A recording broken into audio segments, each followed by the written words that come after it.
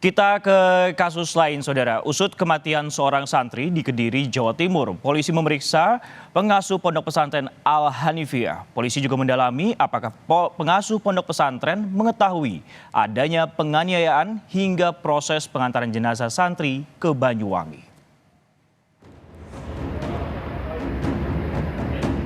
Polisi sudah memeriksa 10 saksi terkait insiden kematian santri di Kediri, Jawa Timur. Saksi terakhir yang diperiksa adalah pengasuh Ponpes Al-Hanifiyah. Pemeriksaan guna mendalami sejauh apa pihak pondok pesantren mengetahui peristiwa penganiayaan tersebut sampai pada pengantaran jenazah ke Banyuwangi. Saat ini, polisi juga tengah fokus pada penyidikan 4 pelaku penganiayaan. Kemarin terakhir masih kami dalami terkait untuk pengetahuan dari pihak pondok akan pemberitahuan dari para santri sejak kapan beliau mengetahui dan sampai dengan tahapan beliau mengantarkan korban kepada keluarga di Banyuwangi. Jadi kami masih fokus kepada 4 tersangka, untuk yang lainnya masih kita dalami. Polisi telah menggelar rekonstruksi kasus penganiayaan yang menewaskan seorang santri di Kediri, Jawa Timur. Dari hasil rekonstruksi diketahui korban meninggal akibat dianiaya 4 orang pelaku. Rekonstruksi digelar tertutup di Aula Mapolres Kediri Kota kemarin. 4 orang pelaku yang merupakan senior korban dan saksi dari pondok pesantren turut dihadirkan dalam rekonstruksi. Rekonstruksi itu untuk mencocokkan keterangan saksi dan pelaku di berita acara pemeriksaan. Total ada 55 adegan yang diperagakan dalam rekonstruksi itu. Korban mengalami kekerasan tanggal 18, 21, dan 22 Februari sebelum dinyatakan meninggal dunia esok harinya. Dari keempat tersangka ini sama-sama semuanya punya peran dalam hal penganiayaan ataupun pengeroyokan sehingga menyebabkan kematian korban. Ada pakai alat atau tangan kosong? Sementara menggunakan tangan kosong, jadi benda tumpul yang sesuai dengan keterangan dokter menerima sehingga terjadinya luka di tubuh korban. Bupati Banyuwangi, Ibu Fiestiandani Asbar Anas, berkunjung ke kediaman keluarga korban untuk menyampaikan duka cita.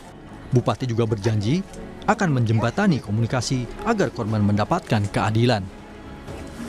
Pesan dari beliau berdua untuk proses hukum tetap bisa dijalankan, ya, karena merasa bahwa perasaan seorang ibu lah, ada ketidakadilan yang dialami oleh putra beliau. Jadi kami dari pemerintah daerah akan membantu komunikasi antar daerah Banyuwangi dengan Kediri.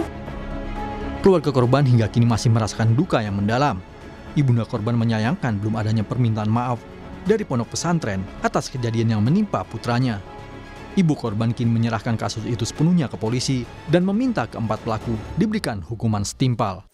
Tahu dari tadi Kapolres bilang sudah ada 4 tersangka yang diamankan, jadi itu aja saya. Selanjutnya sudah saya serahkan ke sana, pasrahkan ke sana. Jadi intinya untuk tersangka saya sudah pasrahkan ke pihak hukum seadil-adilnya. Dan yang disayangkan sekarang saya kenapa sampai detik ini dengan kepulangan anak saya, kepergian anak saya itu pihak pondok pesantren sampai saya ini tidak ada kata inisiatif atau berbelasungkawa ataupun kata maaf kepada pihak keluarga yang sedang berduka saat ini. Itu saja. Penyelidikan atas tewasnya korban juga menguak fakta baru. Pondok pesantren tempat korban selama ini bersekolah ternyata belum mengantongi izin operasional. Padahal ada puluhan santri yang tinggal di pondok pesantren yang telah beroperasi sejak 2014 lalu ini. Tim Liputan, Kompas TV.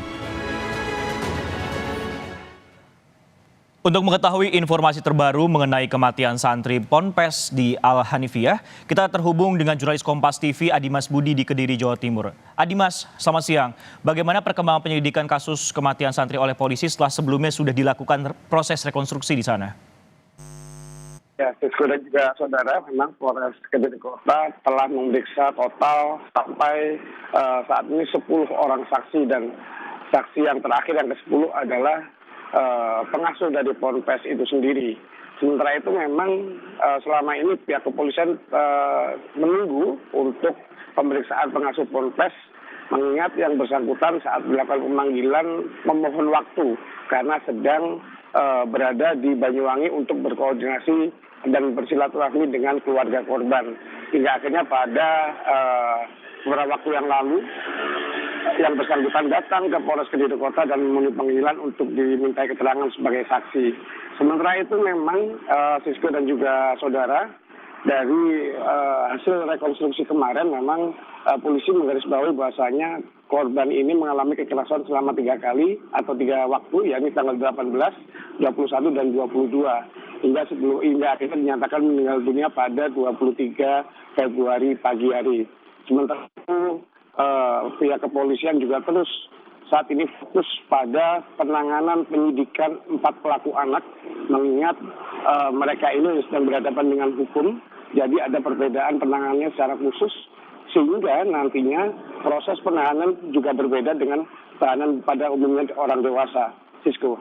Baik, 3 kali dilakukan penganiayaan di dalam Ponpes dari tanggal 18, 21, dan juga 22, dan juga rekonstruksi ini juga melibatkan 4 terduga pelaku seperti itu. Apakah kemungkinan ada tersangka baru sebenarnya Adimas dalam kasus ini?